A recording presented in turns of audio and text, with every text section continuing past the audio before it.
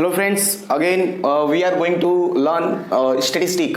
Okay, this video belongs to class 12, chapter number 1, सूचकांक.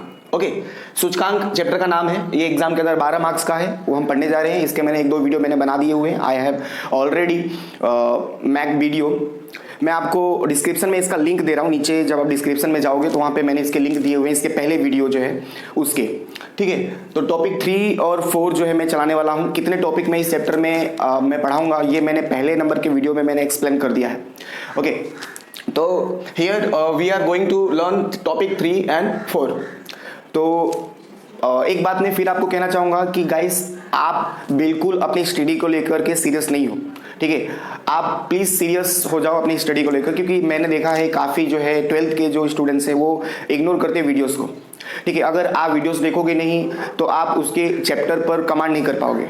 Okay, if you want to command on the chapter then you have to watch videos carefully. Okay, so guys here without wasting time let's see the topic number 3. Okay, topic number 3 है और फिर 4 हम पढ़ेंगे. तो आगे देखते हैं. देखो टॉपिक नंबर 3 में जो हम पढ़ने वाले हैं वो अचल आधार से पारंपरिक आधार में परिवर्तन. हम क्या सीखने वाले हैं? परिवर्तन. ठीक है, अचल से पारंपरिक में कैसे बदलना है. एग्जाम में 3 मार्क्स का ये आता है कंपलसरी, श्योर. ठीक है, 3 मार्क्स गाइस, 3 मार्क्स का आता है एग्जाम के अंदर. ठीक है, और आपको जब भी आप सवाल सॉल्व करोगे तो आपको फॉर्मूला लिखना कंपलसरी होगा. ठीक है, फॉर्मूला क्या है? जब आप अचल से पारंपरिक में बदलते हो तो पारंपरिक आधार का सूचकांक निकालते हो आप. तो पारंपरिक आधार का सूचकांक जब भी अचल से पारंपरिक में बदलोगे तो पारंपरिक का सूचकांक का फॉर्मूला होगा चालू वर्ष का अचल आधार का सूचकांक बटे में गत वर्ष के अचल आधार का सूचकांक. ठीक है, गुणे में 100. याद रखना है आपको. ठीक है, क्या याद रखना है? च अ स. ठीक है, यहाँ पे ग अ स, यानी चालू वर्ष का अचल आधार का सूचकांक बटे में गत वर्ष के अचल आधार का सूचकांक गुणे में 100. ये फॉर्मूला आपको याद रखना है. ठीक है, जब भी आप अचल को पारंपरिक में बदलोगे. तो यहाँ पे मैंने एक सवाल लिया हुआ है. ठीक है, सवाल में देखो वर्ष दिया हुआ है और ये सूचकांक दिया हुआ है. साफ साफ क्वेश्चन में बोल दिया जाएगा कि पारंपरिक में बदलो. तो पारंपरिक में बदलने के लिए जब भी कहा जाएगा तो फॉर्मूला यही है. और जो सामने वाला सूचकांक होगा वो भले ही कोई भी सूचकांक हो, जीवन निर्वाह का सूचकांक हो चाहे घर का सूचकांक हो, अगर आपको बोल दिया कि पारंपरिक आधार का सूचकांक में परिवर्तन करो तो पारंपरिक में परिवर्तन करने के लिए बोला है तो जाहिर सी बात है कि ये किस में दिया होगा? अचल में होगा, क्योंकि अचल में होगा तभी तो आप उसे पारंपरिक में बदल पाओगे. ठीक है, यानी ये अचल में दिया होगा. नाम चाहे कोई भी हो, कभी कभी ऐसा लिख करके दे देता है जीवन निर्वाह का सूचकांक को पारंपरिक में बदलो. तो जीवन निर्वाह का पारंपरिक में बदलने के लिए अब क्या फॉर्मूला है, ऐसा कुछ बच्चे कंफ्यूज हो जाते हैं. लेकिन याद क्या रखना है? पारंपरिक में बदलने के लिए बोल रहा है तो कोई भी सूचकांक हो वो अचल ही मान के चलो. ठीक है, तो ये बात आपको पता चली होगी.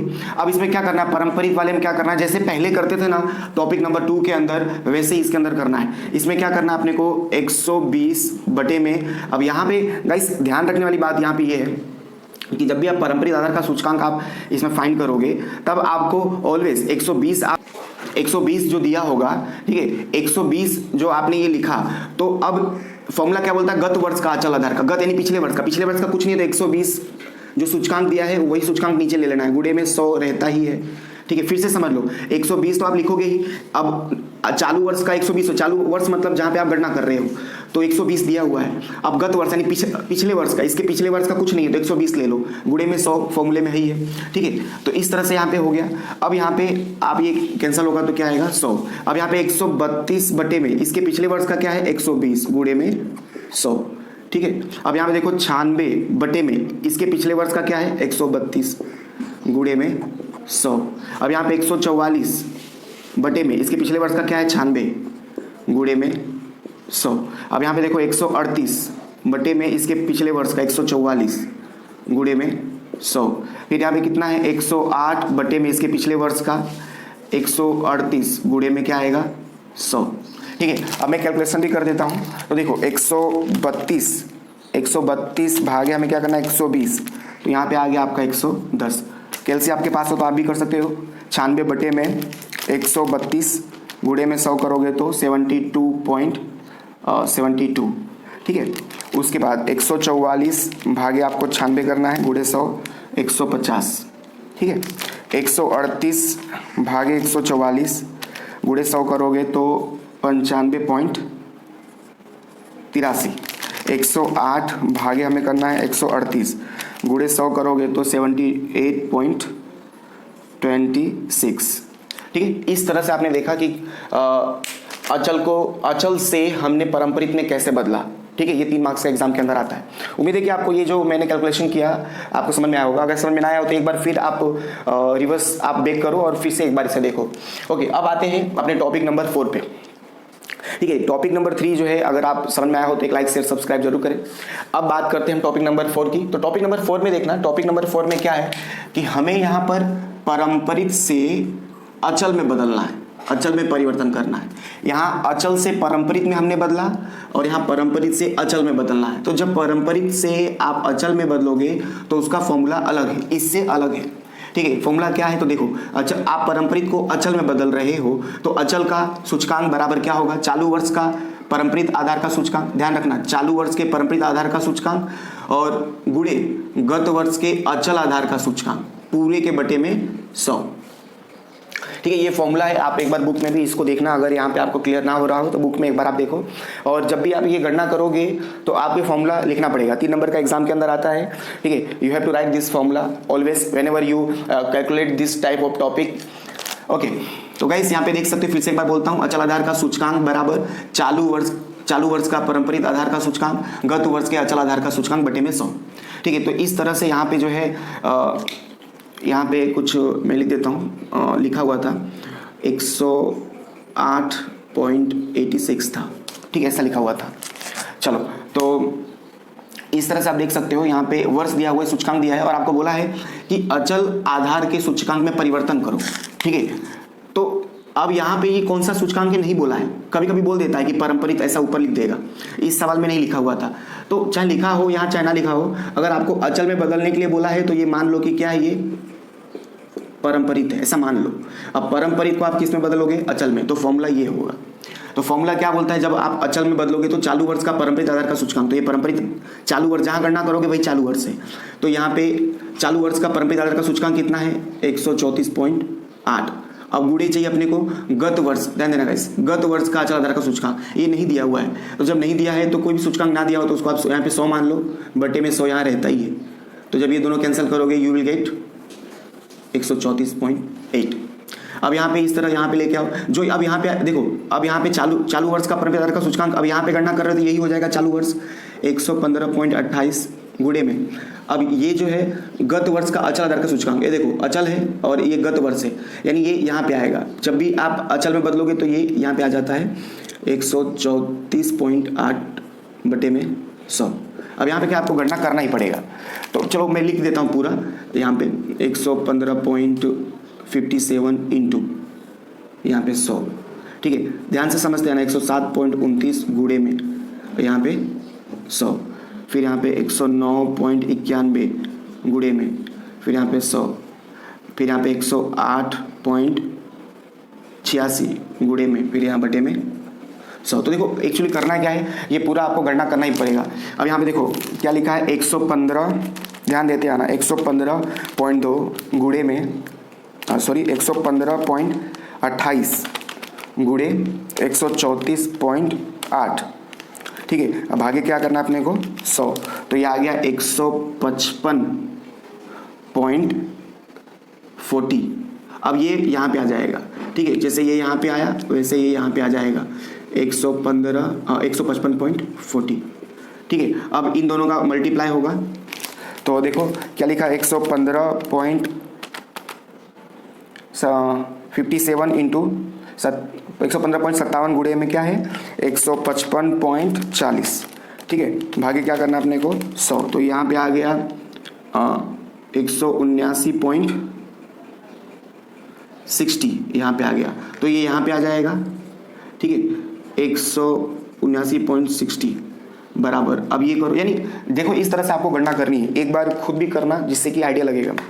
अब देखो अब क्या करना, 160.29, ठीक है, गुणे में 107.29 गुणे में 179.60 ना, भागे आपको करना है 100, तो यहाँ पे मिल गया 192.70।